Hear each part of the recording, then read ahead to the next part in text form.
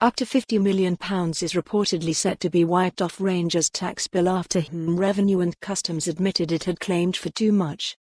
According to a report in the Times newspaper, a mistake by the taxman is now being blamed for the Ibrox club's financial meltdown. The newspaper says it is now believed that the outstanding bill for using an offshore trust to pay Rangers players and staff is likely to be £20 million. The tax avoidance scheme, known as Employee Benefit Trusts, EBTs, was in place from 2001 to 2010. Former Rangers chairman John McClelland said confusion over the club's tax burden had deterred potential investors when the club was put up for sale in 2011, and ultimately culminated in the operating company's collapse under controversial businessman Craig Whyte, who had bought it in May 2011 for £1.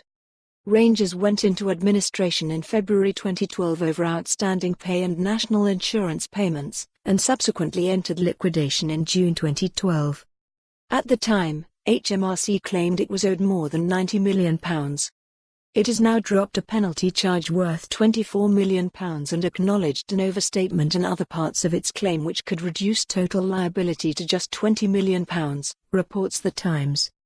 Mr. McClelland said it would have been much easier to find a credible buyer if a tax bill of £20 million had been agreed during his tenure.